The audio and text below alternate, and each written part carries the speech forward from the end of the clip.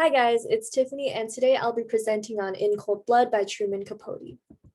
So who is Truman? Well, this is a quote from PBS that said that he remained one of America's most controversial and colorful authors, combining literary genius with a penchant for the glittering world of high society. Though he only wrote a handful of books, his prose styling was impeccable, and his insight into the psychology of human desire was extraordinary.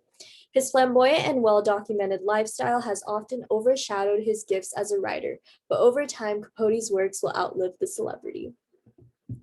Some of his most notable works were his first book, Other Voices, Other Rooms, was a discussion of homosexual themes. And then I feel like everyone's heard of Breakfast at Tiffany's, which follows the life of an NYC party girl socialite. And then the book I'll be talking about, In Cold Blood, published in 1966, solidified Capote as the pioneer of true crime nonfiction novels, and it took him 6 years to write. It's a true account of a multiple murder and its consequences. So I'm going to introduce you guys to the Clutter family.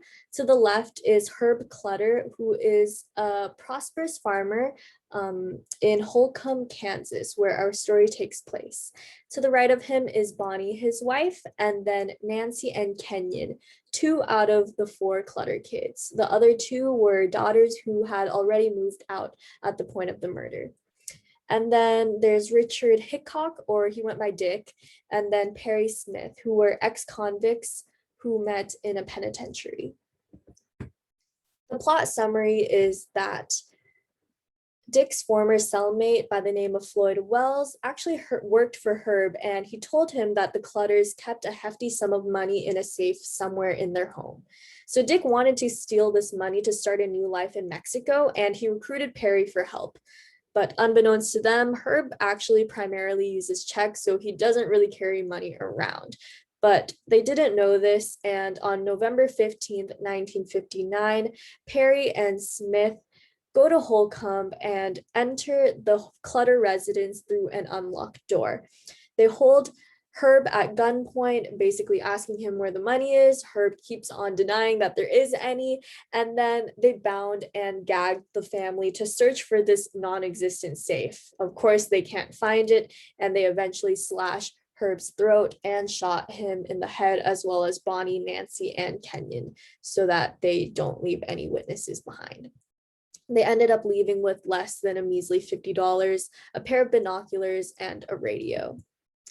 The rest of the story follows head investigator Alvin Dewey, pictured to the left, and the story structure is that it started off with the day before the murder, the finding of the bodies, and then the investigation, as well as it flips between the investigation and following the lives of Dick and Perry after they commit the crime.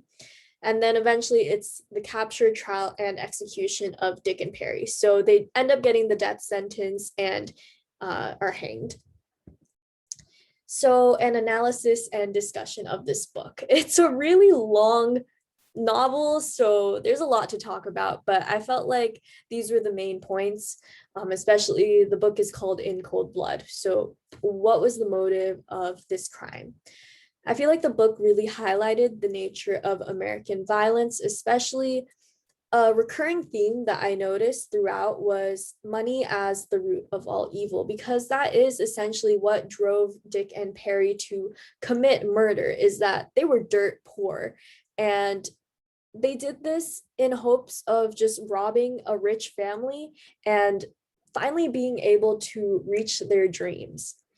There was also conversation about mental illness stemming from abusive childhoods, because everyone was like, you have to be a psychopath, sociopath to do something as horrible as this and feel hardly any remorse or guilt.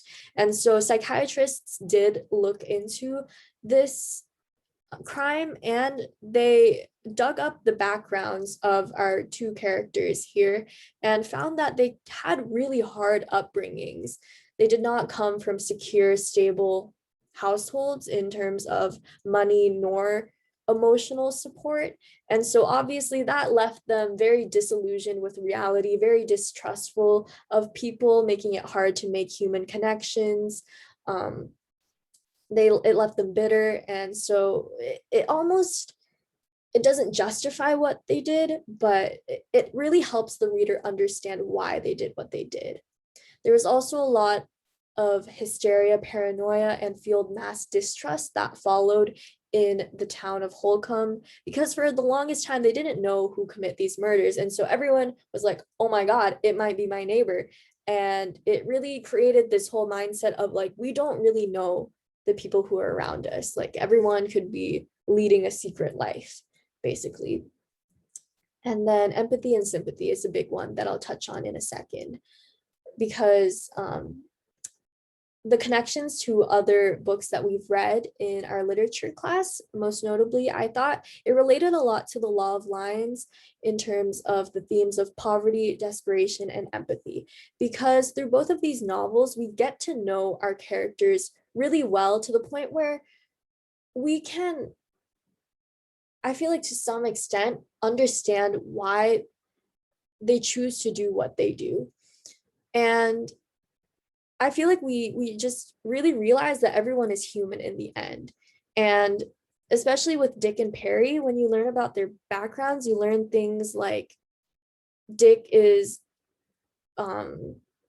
he was like the superstar athlete back in the day, and he got a scholarship to go to college, and he wanted to go to college, but the thing is, even with the scholarship, his family couldn't afford for him to go. And with Perry, his family was also dirt poor. He had a really broken home, um, and you find out that he's really intelligent actually, and he loves guitar, and so they're so human, but at the same time, um, does that justify what they did? And that kind of leads us into The Bishop's Wife, with themes of religion. It's Christianity as opposed to Mormonism in Cold Blood, but the whole idea of like looking towards some type of higher power and turning to that to make sense and order in an otherwise absurd world. And then the concept of morality, like what is right, what is wrong, justice on earth versus justice in the afterlife. And then, like I talked about already, the idea of a broken family and normalcy, basically like the real twisted, dark realities underneath an otherwise seemingly calm exterior and surface. But yeah, that's about it. Thank you everyone for watching. I do recommend this book. It's a long read, but I think it is very much worth it. Bye everyone.